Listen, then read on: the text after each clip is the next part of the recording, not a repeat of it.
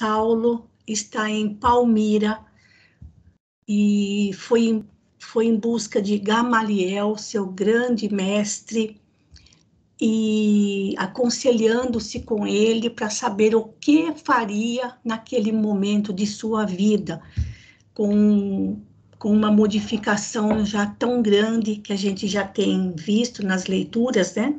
A grande modificação no seu temperamento, no seu modo de falar, de se reportar a situação na qual ele se encontra. E materialmente a situação era bastante crítica, porque Gamaliel não aconselhou Saulo a voltar para Jerusalém. Segundo Gamaliel, a mensagem de Jesus ainda era uma semente no coração de Saulo, e ele seria preciso que essa semente se transformasse numa árvore frondosa, para que daí sim ele pudesse voltar para Jerusalém, mais seguro de si. Aconselhou a Saulo que se mantivesse por um tempo ainda em retiro, longe do murmurinho das cidades, e Saulo acolheu, assim, bastante grato pela sugestão do seu grande mestre. E então ali surgiu a possibilidade de ele trabalhar na função de tecelão, que aprendeu com seu pai, como era costume entre os judeus, né? O pai ensinar ao filho homem o seu ofício. E o irmão de Gamaliel era um negociante de tendas de couro, de um pano grosso, né, de tecido bem rústico, para os caravaneiros ali que faziam o transporte das mercadorias pelo grande deserto da Síria. E Saulo achou a ideia excelente e assim acolheu prontamente, porque, como ele próprio diz, Saulo ainda era muito jovem, tinha os seus 30 e poucos anos no vigor da saúde. Só que ele estava, assim, materialmente sem dinheiro, né? E sem saber para onde ia o que fazer. Então, a palavra de Gamaliel caiu realmente como uma bênção sobre o coração de Saulo. E nós aqui estamos ainda nesse diálogo entre os dois, e vamos ver qual vai ser a direção. Nós ainda não vamos conseguir terminar o capítulo, porque o capítulo ainda tem umas boas partes pela frente, mas estamos então no diálogo entre Saulo e Gamaliel, lá no oásis de Palmira. Então, quem começa a leitura hoje é a Sônia. Tudo certinho aí, Sônia, para começar?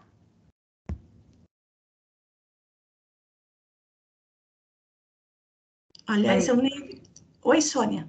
Oi, boa noite. Boa noite. Pode começar. Tá aqui, ó, o moço tarcense. Uhum. O moço tarcense pôs-se a meditar na elevação dos alvitres recebido. Alvitres são conselhos, né? Sugestões. Pode continuar. Iniciaria uma existência nova. Tomaria o tear com humildade. Alegrava-se ao recordar que o mestre não desdenhara, por sua vez, o banco de carpinteiro. O deserto lhe proporcionaria consolação, trabalho e silêncio. Ganharia não mais o dinheiro fácil da admiração indevida, mas os recursos necessários à existência com o subido valor dos obstáculos vencidos. Aí ele já, como mudou a vida dele, então aí ele pensava no trabalho, né? Porque antes ele quase não trabalhava, né? Aí é um trabalho mais mais braçal, né?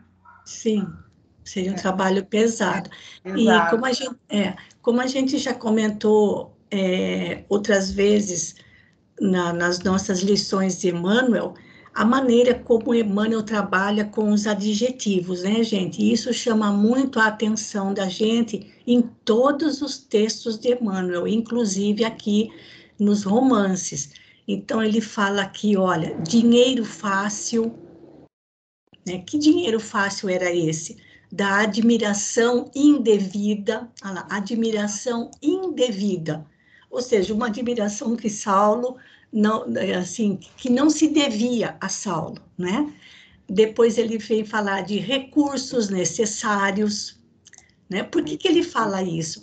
Para mostrar que, assim, existe o contraponto, tem recursos necessários e todo recurso é necessário. Agora, toda tem admiração que não é verdadeira, que não é leal, que não é merecida. Então, no caso, Saulo estava recebendo uma admiração que não era merecida. E aí ele vai, né? Continuando, então, só para fazer esse destaque. Gamaliel tinha razão.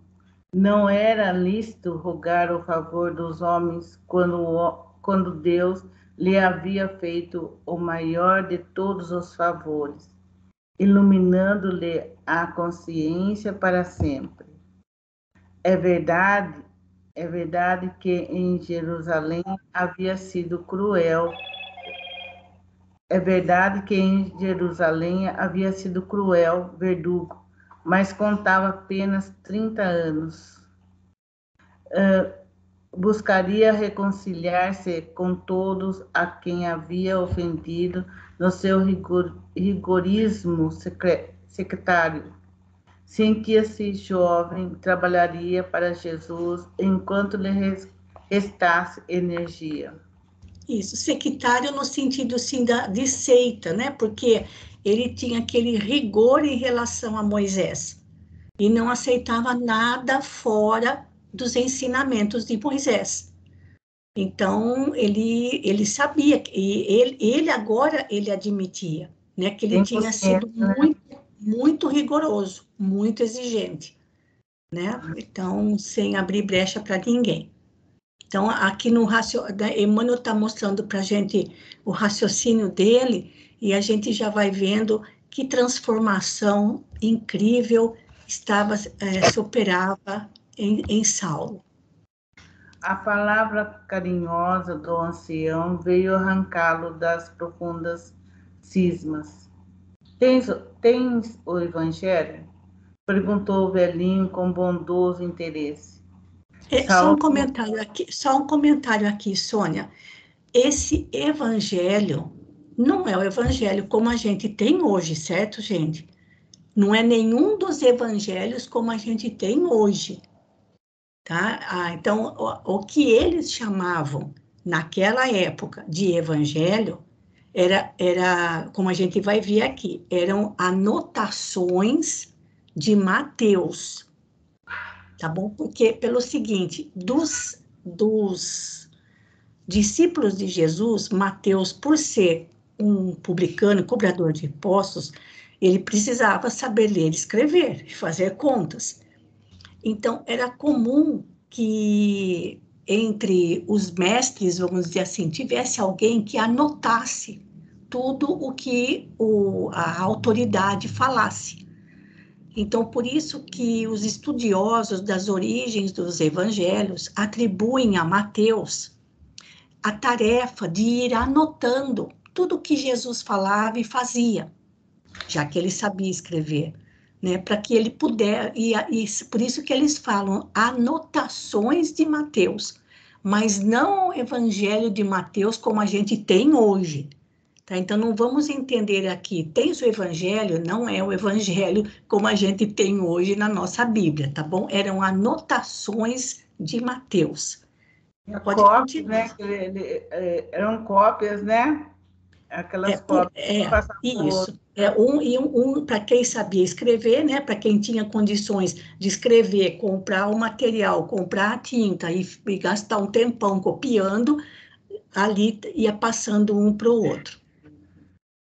Saulo mostrou-lhe a parte fragmentária que trazia, explicando-lhe o trabalho que teve em Damasco para copiá-la dos manuscritos do generoso pregador que lhe curara a cegueira repentina. Gamaliel examinou-a com atenção e, depois de concentrar-se longo tempo, acrescentou: tem uma... Só um momentinho ainda, Sônia. Lembrando, gente, não sei se vocês se lembram que naqueles dias em que ele ficou em Damasco, Ananias tinha algumas cópias com ele. E aí Saulo, durante aqueles dias em que ele ficou na hospedaria, ele ficou e copiou o que ele pôde copiar das anotações daquilo que Ananias tinha com ele. É isso que ele está falando, olha lá, o generoso pregador era Ananias, que emprestou para ele e Saulo copiou, né? Isso lá em Damasco. Pode continuar. E essa cópia não foi... A gente imagina que foram vários dias, né? Fazendo essa cópia, né? Ele deve ter passado o dia inteiro fazendo isso, porque a escrita era bastante complicada na época, né? Uhum. Tem uma cópia integral das notações de Levi, cobrador de imposto em Cafarnaum, que se fez apóstolo do Messias. Lembrança generosa de Simão Pedro à minha pobre amizade. Presentemente, não necessito mais desses pergaminhos, que considero sagrado, para gravar na memória as lições do mestre. Procurei copiar todos os ensinos, fixando-os na retentiva para sempre. O retentivo aqui é memória, né? Fixando da memória para sempre. Já possui 3 exemplares completos do Evangelho. Imagino guardar tudo, né? Já possui 3 exemplares completos do Evangelho, sem a cooperação de escrita algum. Desse modo, por considerar a dávida de Pedro, como santificada relíquia de nobre afeição, quero depô-la em tuas mãos. Então, ele entregou essas relíquias para Saulo, né? Uhum. Levarás contigo as páginas escritas na igreja do caminho, como fiéis companheiras do teu novo trabalho. Isso, então só recordando também, gente, quando Gamaliel foi visitar a casa do caminho, conversando ali com Simão Pedro presenteou Gamaliel com uma cópia das anotações de Levi. Levi era Mateus. Dessa que para ele era uma relíquia, porque ele ganhou de Simão Pedro. Então, ele, Gamaliel, isolado lá no seu cantinho, lá no oásis, lá em Palmira, ele também, para passar o tempo, fez outras 3 cópias.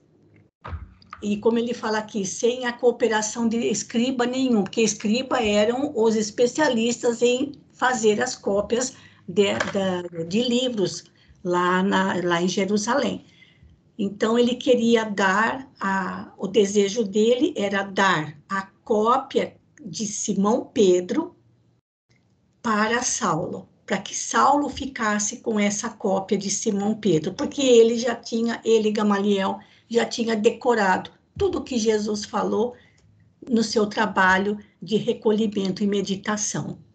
Pode continuar, Sônia. O ex-rabino escutava-lhe as declarações afetuosas, tomado de profunda emoção. Mas, por que desfazer-vos de uma lembrança carinhosa por minha causa? Perguntou sensibilizado. Ficaria muito contente com uma das cópias feitas por vossas mãos. O velho mestre fixou o olhar tranquilo na paisagem e murmurou com voz profética: Cheguei ao fim da carreira, devo esperar a morte do corpo. Se hei de abandonar a dádiva de Pedro a pessoas que não podem reconhecer o valor que lhe atribuímos. É justo entregá-la a um amigo fiel que pode ajuizar do seu caráter sagrado. Além disso, tenho a convicção de que não mais poderei voltar a Jerusalém. Neste mundo, não me será possível qualquer entendimento direto com os apóstolos galileus a respeito das luzes que o Salvador derramou em meu espírito. E temo que os adeptos de Jesus não possam compreender de pronto quando regressares à Cidade Santa. Terás, então, esta lembrança para te apresentares a Pedro em meu nome. Isso, olha que lindo isso, né?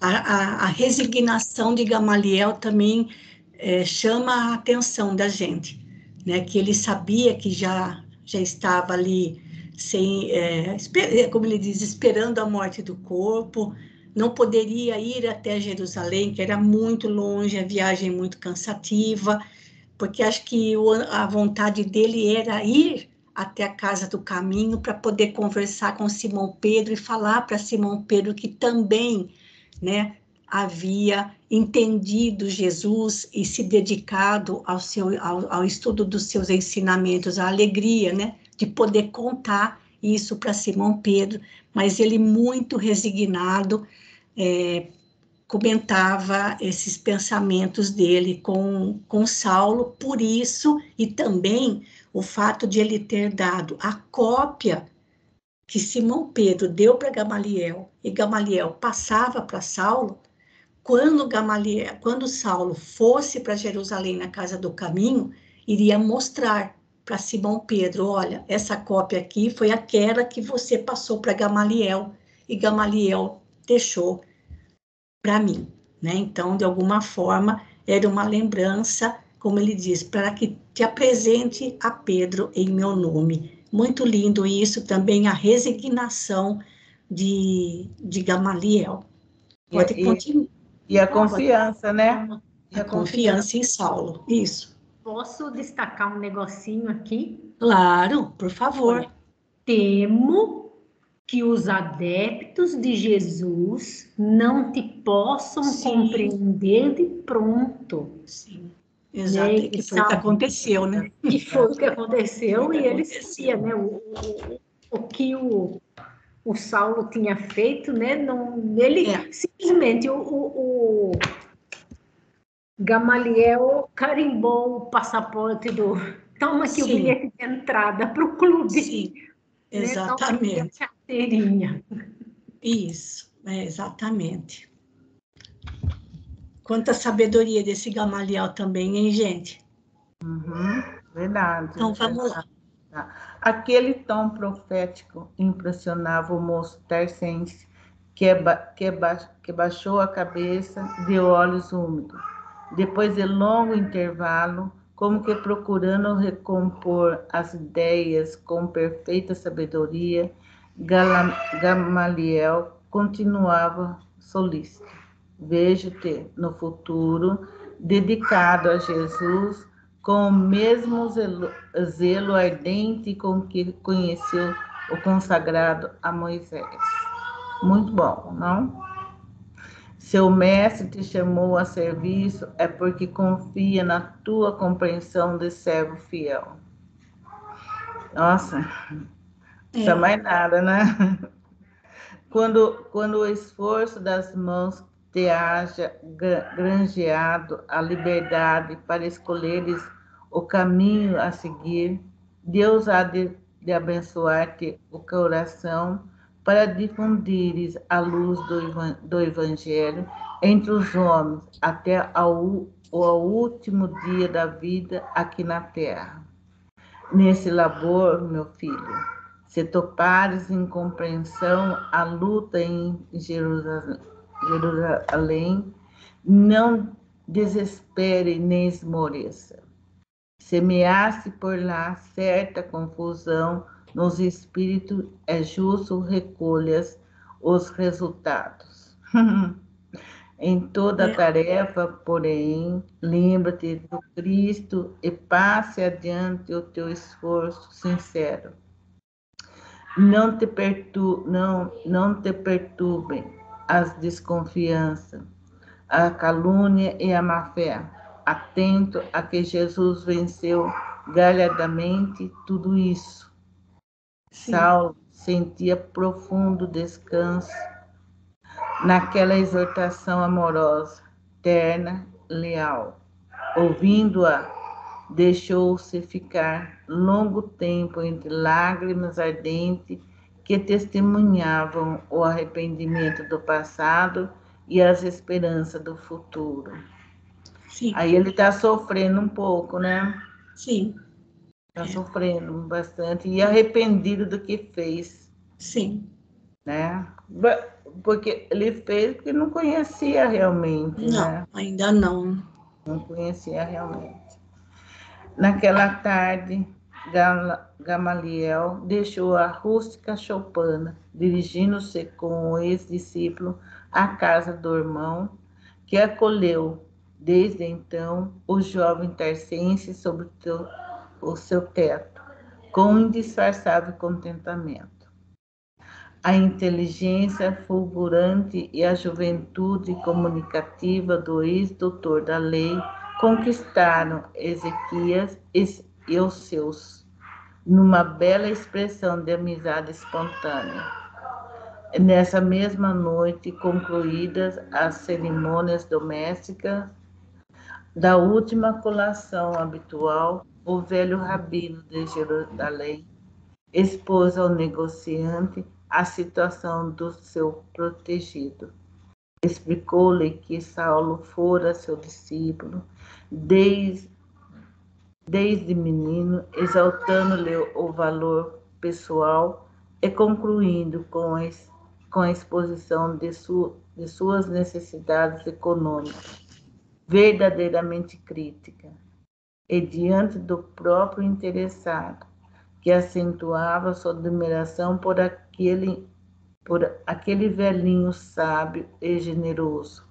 Esclareceu que ele tencionava trabalhar como tecelão nas tendas do deserto, rogando a Ezequias auxiliasse com sua bondade tão nobres aspirações de trabalho e esforço próprios. O comerciante de Palmira admirou-se, mas o rapaz, de modo algum, advertiu o atencioso, necessitara insular-se para ganhar a vida. Tenho meios de localizá-lo aqui mesmo, na cidade, onde ficará em contato permanente conosco. Entretanto, preferiria vosso amparo generoso lá no deserto, acentuou Saulo com tom significativo. Por quê? Indagou Ezequias, interessado. Não compreendo mocidades como a tua exiladas nos estendais de areias intermináveis. Os imigrantes do êxito de Jerusalém, na condição de solteiro, não toleraram os elementos que lhe ofereci no oásis distante. Apenas alguns casais aceitaram as propostas e partiram. Quanto a ti, com os teus dotes intelectuais, não compreendo como preferes ser tecelão humilde, segregado de todos. Só lembrando aqui, Sônia, que o irmão de Gamaliel não entendia a proposta de Jesus e achava que o irmão Gamaliel estava meio esclerosadinho da cabeça, né, meio fraco mentalmente, justamente por estar seguindo, né, ou interessado, ou por ter se interessado pelos ensinamentos daquele carpinteiro, como eles diziam. Então, vejam, tanto Gamaliel quanto Saulo, a delicadeza do momento ali, porque nenhum e nem outro podiam contar para Eleazar, aliás, para Ezequias, o que tinha acontecido. Uhum. Então, se não tivesse o domínio da situação, eles acabariam escorregando e pondo tudo a perder. Porque aí já tinha um que tá meio... que ele achava que tá meio louquinho, agora mais outro... Estava meio estranho. Por que um rapaz jovem, saudável, super inteligente, cheio de saúde, né? Na idade que estava, com 30 e poucos anos, ficar sozinho no deserto fazendo tenda? O que está acontecendo de estranho aí? Então, a desculpa tinha que ser muito convincente, tinha que convencer, mas não podia tocar no nome de Jesus, né? Então, vamos ver como é que Saulo e Gamaliel se saíram dessa encruzilhada aí com Ezequias. Gamaliel compreendeu que a estranheza do irmão poderia levá-lo a suposições errôneas acerca do jovem amigo e, antes que alguma suspeita injusta se lhe esboçasse ao espírito indagador, ponderou com prudência. Olha aí, tua pergunta... Gamaliel entrou na história. É natural, pois as resoluções de Saulo inspiram estranheza a qualquer homem prático. Trata-se de um moço cheio de talento, credor de belas promessas e, aos demais, muito instruído. E os menos avisados poderão chegar ao extremo de presumirem na sua atitude o desejo de fugir da consequência de algum crime. Mas não há tal. Para ser mais franco, devo dizer que meu antigo discípulo quer consagrar-se mais tarde à difusão da palavra de Jesus, de Deus. Não pode falar Jesus. Não pode falar Jesus para ele. Achas, então, que Saulo se elegesse a carreira da mocidade triunfante da nossa época, preferiria Palmira a Jerusalém? A situação, portanto, não é apenas de necessidade pecuniária, é também de carência de meditação nos problemas mais graves da vida. Bem sabemos que os profetas e os homens de Deus foram aos lugares distantes, né? Afastados. A fim de sentir as reais inspirações do Altíssimo, antes de ministrarem com êxito a santidade da palavra. Se é assim, replicou o outro, vencido. Então, convenceu. Olha a resposta de Gamaliel, gente. Né? Aliás, ele não mentiu, ele falou a verdade. Né? Ele omitiu só. Só que ele omitiu a parte ali de Jesus, né? Que ele vai, como ele falou aqui, né? Que ele quer se consagrar à difusão da palavra de Deus. Né? Então, ponto final. Né? E deixou bem claro que ele não estava fugindo de nenhum crime cometido, né? E lembrou ao irmão que antigos profetas e também homens dedicados ao Senhor também viveram em lugares afastados, né? A fim ali de estarem mais conectados com o Altíssimo. Então, Gamaliel mais do que convenceu o irmão, né? Então, terminou ali. Se é assim, replicou o outro vencido. Então, estava tudo certo. Tá bom, Sônia? Então, já passamos aqui meia hora da sua leitura, agradeço da sua colaboração, dos seus comentários, e agora, continuando, a vez da... Pode falar mais alguma coisa que queira comentar? Não, só me desculpe, porque a Lorena está aqui, então ela não para. Mas é sinal de que já tá bem e com saúde, né, Sônia? Graças a Deus, né? Estão felizes da vida, não tem que pedir desculpa a nada, graças a Deus. Criança que está fazendo barulho porque está brincando, é sinal que já está com saúde, né? Melhor, É melhor assim, do que do jeito que elas estavam, coitadinhas. Então, muito obrigada, viu, Sônia? Passando, então, agora para Margarete. Vamos lá.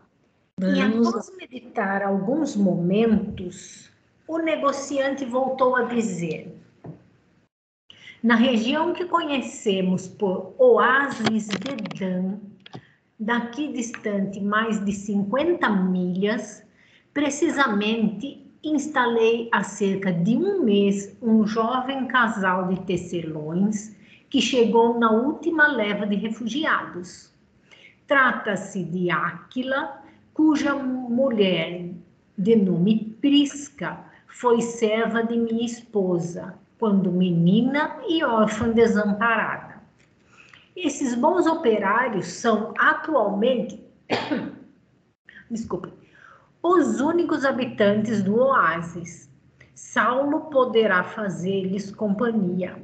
Ali há tendas próprias, casa confortável e teares indispensáveis ao serviço. Só um comentário aqui, Margarete, que esse oásis de Dan não consegui encontrar nada a respeito, mas dá para a gente imaginar, né, que outros oásis menores existissem ali pelo grande deserto da Síria, né, gente? O grandão, maiorzão, é o de Palmira, mas eu não encontrei referência nenhuma, mas é o bastante para a gente saber que tinham outros menores e habitados naquela região tão árida, né? Pode continuar. E qual o sistema do trabalho? Interrogou o jovem tarcense, interessado pela nova tarefa.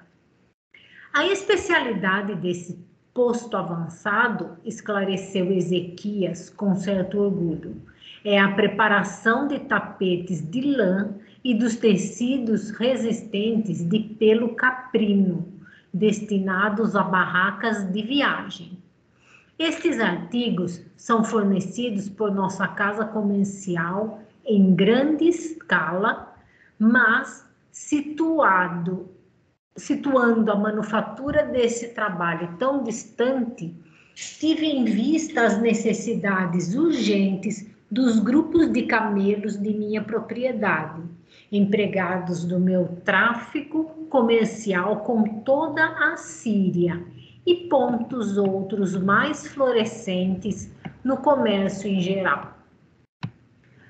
Tudo farei por corresponder à vossa confiança, confirmou o ex-rabino confortado. Sabe o que me chama a atenção, Margarete, em relação assim, as pessoas que eram mais abastadas naquela época, de onde vinha a riqueza delas? E a riqueza vinha sempre do comércio. Não é?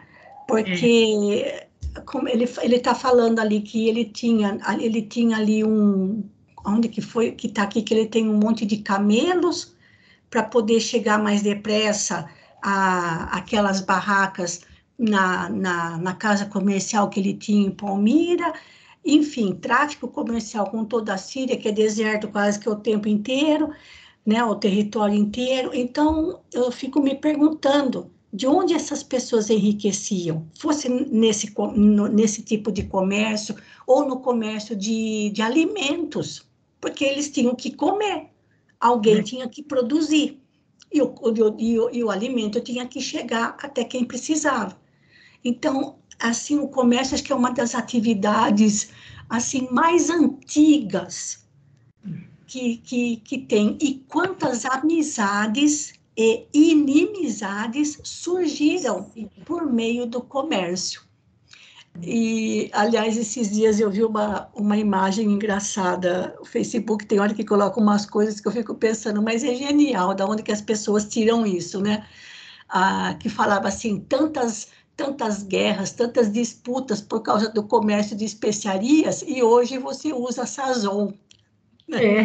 Como que dizendo, não dando maior valor para a parte da história, né? Mas pode continuar, Margarete. Assim, dá para perceber até agora, tanto a conversa anterior do Gamaliel com o Saulo, e agora, para convencer o irmão, né? Sim. Que o Gamaliel é um verdadeiro anjo da guarda Nossa, nem fale. né? Eu também pensei muito nisso. Aquele parágrafo anterior ali que ele fala tão sutilmente, né? Olha lá, eu vejo que um futuro dedicado a Jesus, né? Olha, você fez coisa errada, você escorregou, né? Você fez besteira, mas você vai conseguir se recuperar. Gente, você ouvir isso é um anjo da guarda te falando. Nem fale. Né? E acho bonito também ali, né, aquela troca entre um jovem e já um ancião, né? A experiência do ancião. Mas aí conquistou uma família de anjos da guarda, né? Sim. Vamos lá. A palestra prosseguiu ainda longo tempo no comentário das perspectivas, das condições e vantagens do negócio. Daí a 3 dias, olha lá, eu acho que a palestra durou 3 dias, né? Nossa, nem fala, conversa. Teve uma parábola, né, que você comentou, que eles, qualquer coisa era dias. Qualquer coisinha era assunto para um dia inteiro. Então, daí a 3 dias, Saulo despedia-se do mestre, debaixo de profunda comoção. Figurava-se-lhe que aquele abraço afetuoso era o último. E antes que os camelos da caravana largassem em direção da imensa planície, o jovem envolveu o venerando ancião nas vibrações cariciosas do angustioso adeus. Certamente, né? Era o último momento em que eles se viam. Oh, meu Deus. No dia imediato, os serviçais de Ezequias, ladeando a extensa fila de camelos resignados... Essa é boa, né? Camelos resignados é boa, Emmanuel. Aprendamos com os camelos. Sim, resignados. Deixavam-no com vultosa carga de couros na companhia de Áquila e sua mulher, no grande oásis que florescia em pleno deserto. Chegou no ponto. Chegou. Os 2 operários da pequena oficina receberam-no com as melhores mostras de fraternidade e simpatia. Saulo reconheceu neles de relance as mais nobres qualidades espirituais. A mocidade do generoso casal expandia-se em formosas expressões de trabalho e bom ânimo. Prisca desdobrava-se em atividades para assinalar em tudo as preciosidades do seu carinho. Suas velhas canções hebraicas ressoavam no grande silêncio como notas de soberana e harmoniosa beleza.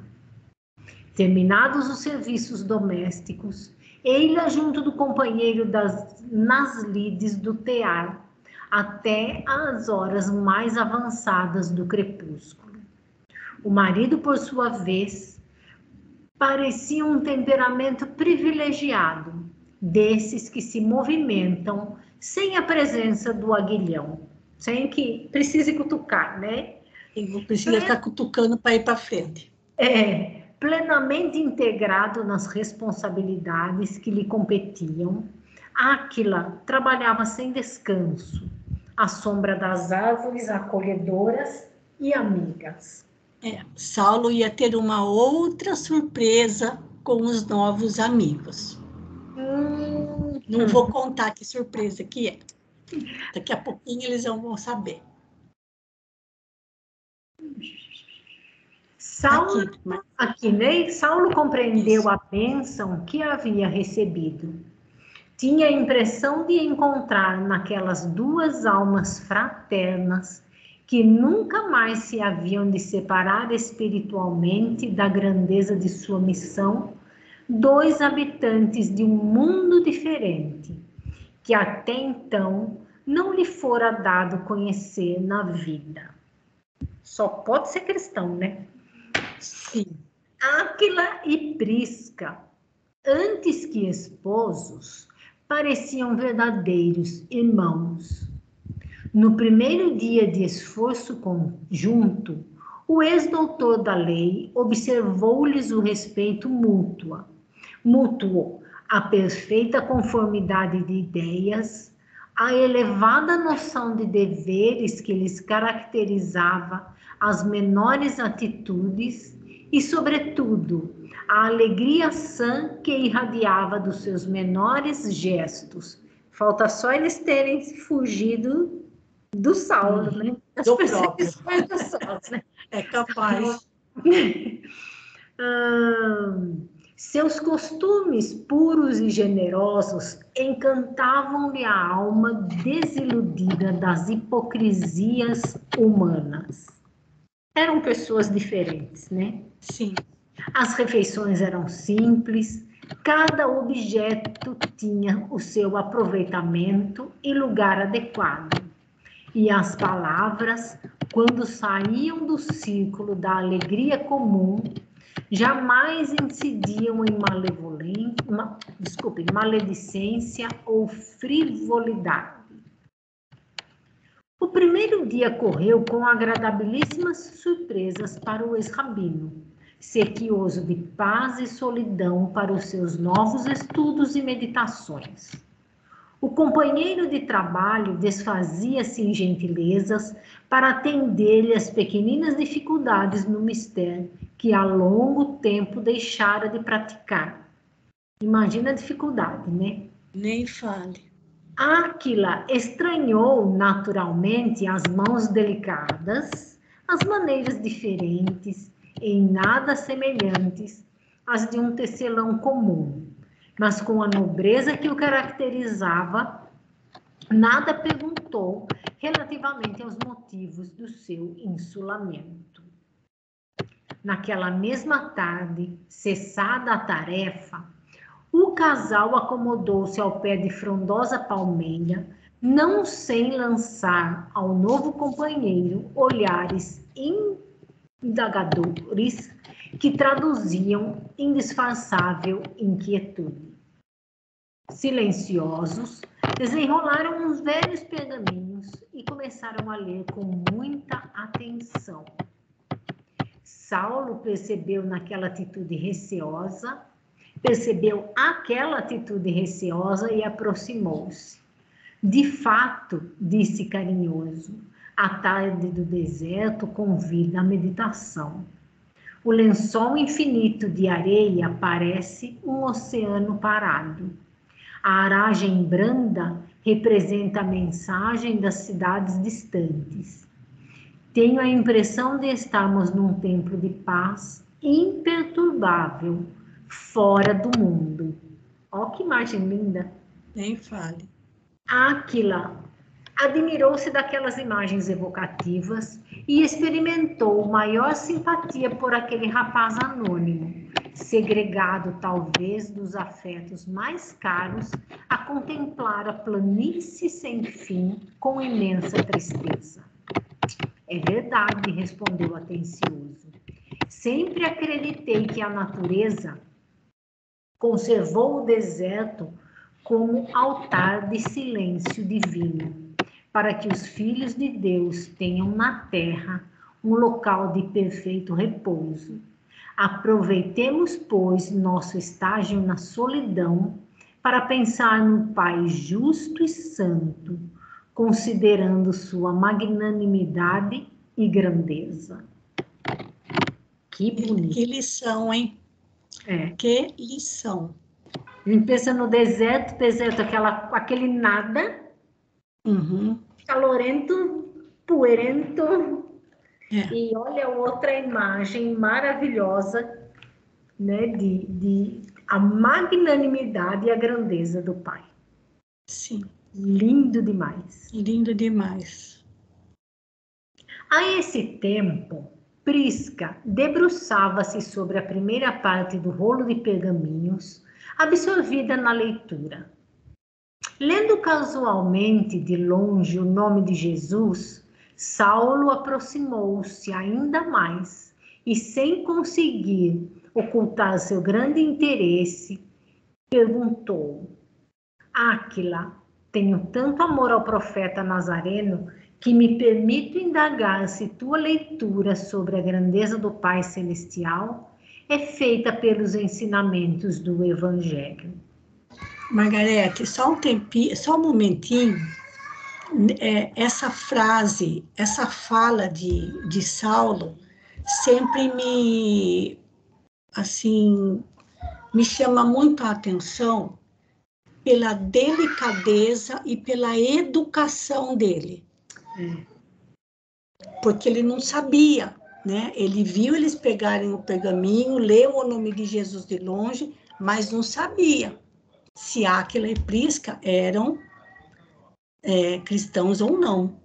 Então, olha com que delicadeza, que tenho tanto amor ao profeta Nazareno, que me permito indagar. Se tua leitura, olha isso, se tua leitura sobre a grandeza do Pai Celestial é feita pelos ensinamentos do Evangelho. Essa frase de Saulo sempre me chamou muito a atenção, pela educação dele e pela maneira como ele jogou um verde para colher maduro, para saber se eles também eram dedicados a Jesus. E deixou para a gente uma lição. Pelos ensinamentos do Evangelho, nós somos levados a meditar na grandeza do Pai Celestial. Né? Então, para Saulo, foi uma grande surpresa encontrar no deserto, né? Num oásis no deserto, no meio do nada, como ele diz lá, né? Um deserto de areia, um oceano de areia parado, ele encontrar 2 amigos cristãos. Olha como isso também, Margarete, leva a gente a ter mais confiança nos caminhos que Deus vai colocando na nossa vida. Né? Porque ele estava tão perdido, coitado. Encontrou o coração mais do que afetuoso, um verdadeiro anjo da guarda, primeiro com Ananias, depois com Gamaliel, depois o próprio irmão do Gamaliel oferecendo trabalho para ele, no meio do nada, no deserto da Síria. E agora, justamente num lugarzinho, num oásis, onde só morava esse casal, Saulo encontra 2 irmãos cristãos. Para a gente parar um pouquinho a quanto anda o nosso nível de confiança em Deus, não é, Margarete? Uma coisa impressionante isso, né? E assim, essa leitura, para mim, não é do pergaminho. A leitura do papel que ele está se referindo. Ao que ele falou, aproveitemos, pois, nosso estágio de solidão para pensar no Pai justo e santo, sim, considerando sua magnanimidade e grandeza. Sim. Então, dessa outra frase que ele disse aqui, se referindo ao local, sim, mas exaltando a presença de Deus ali dentro. Sim. E assim, é muito interessante, Maruísa, a gente ler esses livros e eu estou acompanhando ali o Evangelho de João com o Haroldo. Eu também. Assim, a gente precisa verdadeiramente dimensionar essas personagens. E a gente precisa dar a verdadeira dimensão de Deus, sim, que é muito maior do que eu imaginava, sabe? Ele é muito, sim, maior, e Jesus, idem. Idem, exato. Jesus também. E para isso, Margarete, para que a gente possa chegar nesse nível, né, não digo de entendimento, mas de descoberta, que é uma descoberta, tudo isso para a gente, há a necessidade da gente se recolher, Sim. de estar só, a gente com a gente, mesmo que seja na solidão da nossa casa. Nós não precisamos ir para o deserto, não precisamos ir no meio do nada, no meio do mato, no meio da floresta, nada disso. Às vezes, esse estágio na solidão é dentro da nossa própria casa, para que a gente possa pensar mais em Deus e nos dedicarmos a esses estudos. Sim. Tanto através de livros, como a gente tem feito, ou até mesmo lendo, ou acompanhando esses estudos pela internet, que vão abrindo, assim, um leque extraordinário. Porque se a gente tivesse muito enrolado com tantas coisas, às vezes, corriqueiras do dia a dia, que não levam a lugar nenhum, a gente não ia parar para fazer isso. Então, isso é necessário. O nosso estágio na solidão, seja como for e onde for, para que a gente possa pensar mais em Deus e na grandeza do Pai Celestial pelos ensinamentos do Evangelho. Então, foi uma grande surpresa para Saulo, né? E para mostrar para ele também que não desanimasse, porque ele continuava sendo assessorado pela espiritualidade maior. Pode continuar. Vamos lá.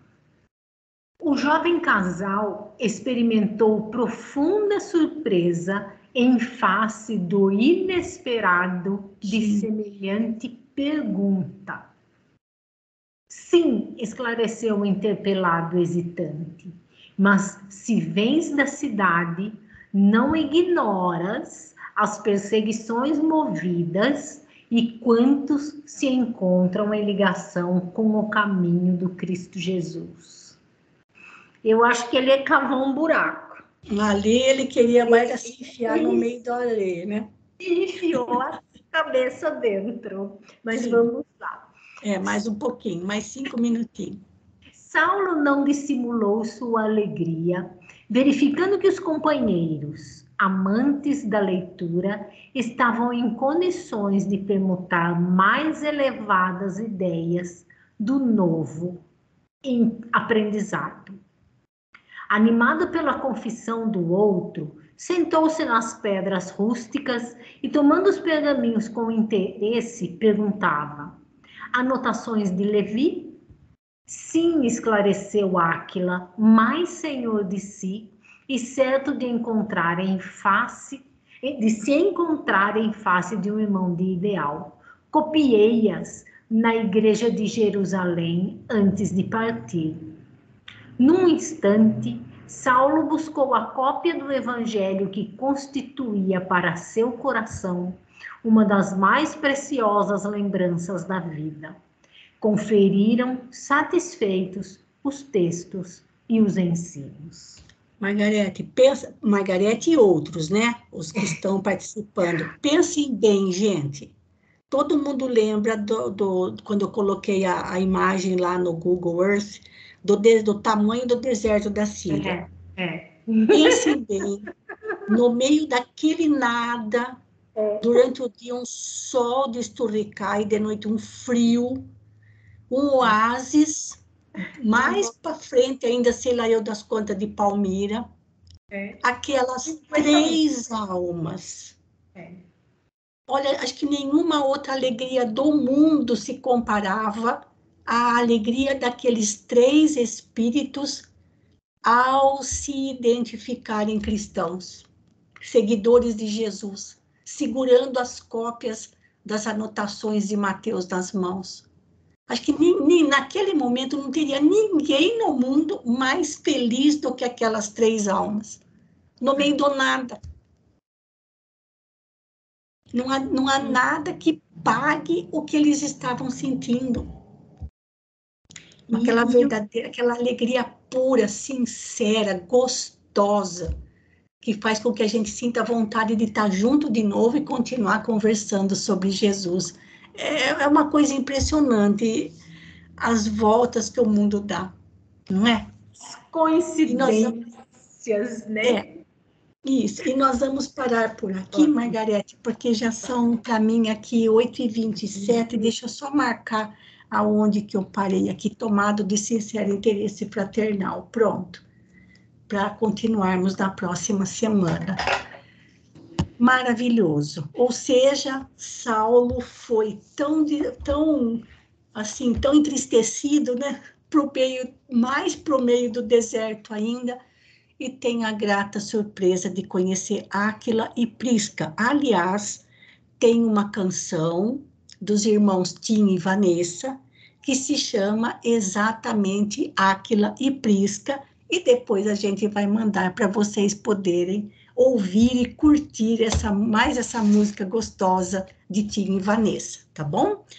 Muito obrigada, Sônia, muito obrigada, Margarete, pelas leituras, pelos comentários. Nós voltamos aqui para a nossa página do Skype, e quem faz a prece final é justamente a Sônia. Por favor, Sônia. Tá.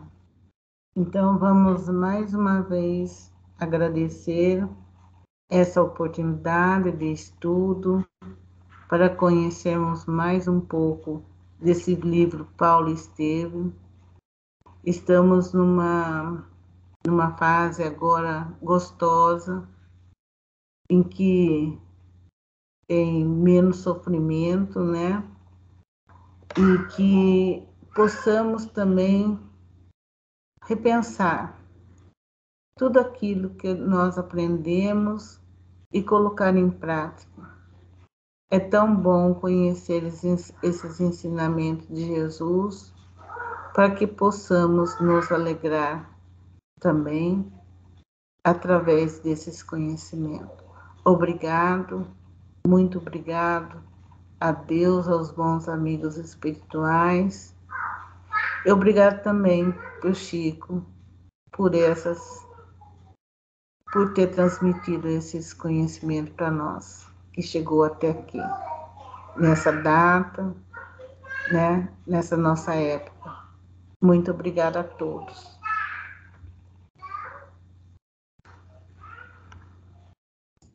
Então, mais uma vez, agradecemos a companhia de vocês, desejando a todos uma boa noite, bom descanso, e até sexta-feira, se Deus quiser, na nossa roda de leituras. Um grande abraço e fiquem com Deus.